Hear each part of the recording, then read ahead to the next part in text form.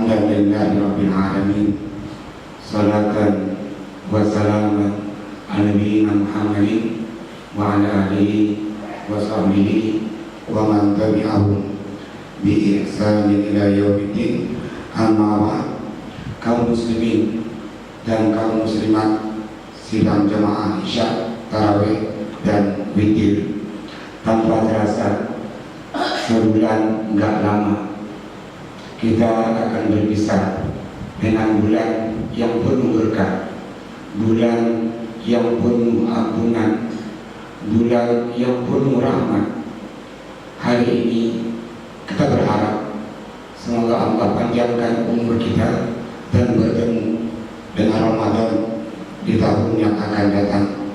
Seyogyanya di malam yang terakhir ini yang menyampaikan tausiah ini Imam Masjid Duha Indrawi. Berhubung beliau saking sedihnya berpisah dengan Ramadan, maka mewakilkan kepada Tuhan untuk menyampaikan tausiah di malam hari ini.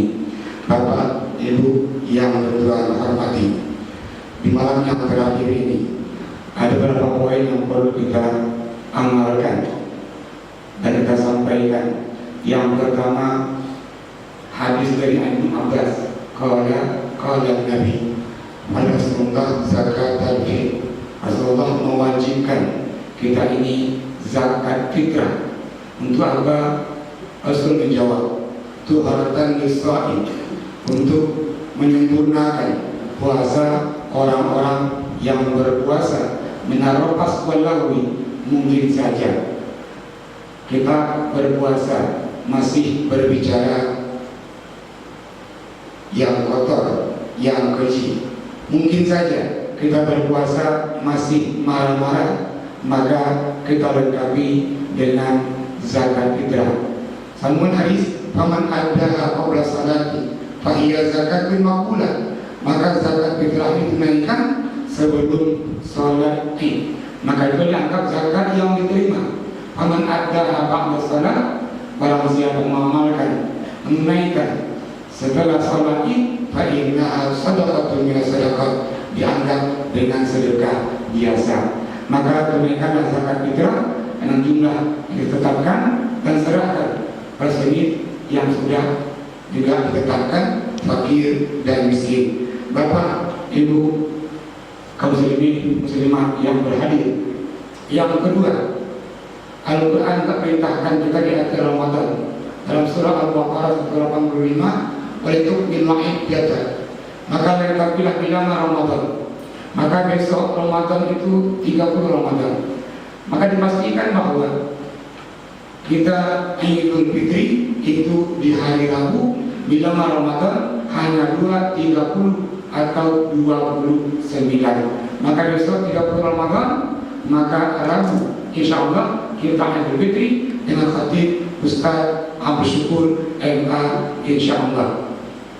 Maka kita melengkapi Ramadan, lantas diberitakan itu kabirullah, kita bertakbir. Maka takbir Idul Fitri itu dimulai sejak tenggelamnya matahari di akhir Ramadan sampai khatib turun dari mimbar.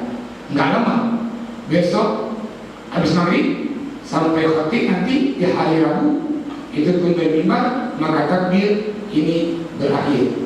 Untuk apa takbir? Allah menjawab, kita bersyukuri nikmat Allah. Bapak, Ibu yang hormati, poin yang ketiga, setelah kita ini Ramadan 30 hari atau 1 bulan penuh, maka pertanyaannya, apa yang kita dapatkan? Yang sangat menarik, seorang ulama Hasan Al-Basri, ini ulama at-tabi'in, ulama yang sempat jumpa dengan para sahabat. Kata beliau, inna Ramadan madrasah kubra. Ramadan itu merupakan sekolah yang paling besar. Faman kharaja minha, barang siapa yang masuk sekolah Ramadan 30 hari atau 1 bulan penuh, fa innahu khairun nas, itulah orang-orang yang terbaik. Maka pertanyaannya adalah, siapakah orang-orang yang terbaik? Kalau kita beranggapan orang yang terbaik itu orang yang paling kaya, yang hartanya melimpah, Qarun adalah orang yang paling baik. Namun Allah abadikan Qarun neraka. Kalau orang beranggapan bahwa orang yang paling baik itu adalah orang yang punya jabatan yang tinggi, Fir'aun yang paling tinggi jabatannya, juga Allah abadikan Fir'aun dengan neraka. Kalau hari ini kita anggap orang yang paling baik itu, yang terbaik itu adalah orang yang paling pintar, yang banyak ilmunya, Haman yang terbaik. Namun juga Haman Allah abadikan neraka. Kalau hari ini kita beranggapan bahwa orang yang terbaik itu pengusaha yang sukses, Ubay bin Khalaf, seorang sahabat pengusaha yang sukses, juga Allah abadikan daripada surga, itu orang neraka. Lantas siapakah orang yang terbaik itu? Seorang ulama yang penemu ilmu aljabar, menemukan ilmu yang di tahun 164 Hijriah dan beliau wafat tahun 232 Hijriah. Ini orang menemukan rumus-rumus. Suatu ketika Khawarizmi, namanya lengkapnya ini Muhammad Musa Al-Khawarizmi, ditanya Su'ila Al-Khawarizmi anil insan, siapakah orang yang terbaik, siapakah orang yang paling mulia? Khawarizmi menjawab, orang yang paling baik, idza kana al-insani dha khuluqin fa udhifa ilayhi wa, begitu orang punya akhlak maka berikan dia nilai angka 1. Idza kana lahu zajama, dia punya akhlak, menyagam ganteng, menyenang lagak, fa'udhi fasifran, tambahkan 01, nilainya 10. Wa idza kana lahu nasab, dia akhlaknya bagus, ganteng, lagak, namun juga punya dia jabatan, berikan 01 lagi, nilainya 100. Wa idza kana lahu mali, dia punya yang 3 tadi, akhlak dia punya, ganteng juga, terus juga punya jabatan. Yang keempat, dia punya harta yang banyak, maka berikan lagi angka 01 lagi, maka nilainya 1000. Wa idza kana lahu ilmin katsir, dia punya ilmu yang banyak, tambahkan lagi 01 lagi, nilai 10.000. Yang menarik di akhir ungkapan Khawarizmi, wa idza faqada min khuluqul, kalau hilang darinya akhlak, fa udhifa minhul wahid, maka angka 1 itu dibuang. Orang ganteng, akhlak nggak ada, nilainya 0. Orang kaya raya, akhlaknya nggak ada, nilainya 0. Orang punya jabatan tinggi, namun akhlak nggak punya, nilainya 0. Orang punya ilmu yang banyak, namun akhlak nggak punya, maka nilainya 0. Maka Ramadan selama 30 hari ini mendidik kita menjadi orang-orang yang terbaik dengan akhlak yang mulia. Lihat saja, semua kaum muslimin Ramadan dan kaum muslimah orang-orang yang jujur. Selama Ramadan orang-orang yang taat. Selama Ramadan kita ini mengamalkan perintah-perintah Allah. Selama Ramadan ketinggalkan larangan-larangan Allah. Bahkan di akhir Ramadan, 10 akhir, kita disunahkan selalu berdoa, Allahumma anta afuwun tuhibbul afwa wa'fu anni. Ya Allah, Engkau yang maha pengampun, Engkau maha minta maaf, maafkanlah kami. Maka orang-orang yang berakhlak juga adalah orang-orang yang selalu memaafkan orang lain. Kaum muslimin muslimah rahimahullah, di masa Khalifah Umar bin Khattab, setelah salat zuhur di Masjid Nabawi, beliau keluar dan istirahat di samping Masjid Nabawi di bawah pohon kurma. Tak kala Umar istirahat, dari kejauhan datanglah 2 orang pemuda menyeret-nyeret satu orang pemuda. Yang satu berteriak, aqimul adla, tegakkan keadilan. Yang satu lagi berteriak, aqimul qisas, tegakkan qisas. Sampai 2 orang ini menyeret orang tadi ke hadapan Khalifah Umar. Tak kalah sampai kata orang ini, ya Khalifah, aqimul adl, ya Khalifah, tegakkan keadilan. Lantas Umar bertanya, wahai sahabat, ada apa gerangan? Kata dua orang ini, ya Khalifah Umar, orang yang kami seret ini sudah bunuh ayah kami. Kami punya saksi ya Khalifah. Atau engkau langsung sama orang ini, betul tak dia telah bunuh ayah kami? Khalifah Umar bin Khattab bertanyalah ke orang yang diseret tadi, betulkah engkau telah bunuh ayah orang ini? Sambil menangis dia menjawab, betul ya Khalifah, saya datang dari Bani Tamim, bawa perniagaan harta dagangan orang Bani Tamim, berdagang di kota Madinah. Sampai kota Madinah, saya ikatkan unta saya berdagang. Namun ternyata ikatan unta saya itu lepas. Unta saya makanlah tanaman ayah orang ini. Ayah orang ini marah, dia serbi unta saya. Saya melihat ya Khalifah, saya pun juga marah, maka saya bunuh ayah orang ini. Dua saudara tadi berteriak, ya Khalifah, engkau mendengarkan pengakuan orang ini, maka hari ini ya Khalifah, orang kita bunuh ayah kan, maka orang ini juga mesti dibunuh. Tegakkan keadilan.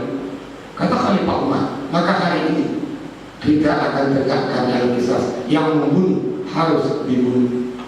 Namun orang membunuh tadi, dia menolak dan minta, ya Khalifah, saya bawa harta kaum saya.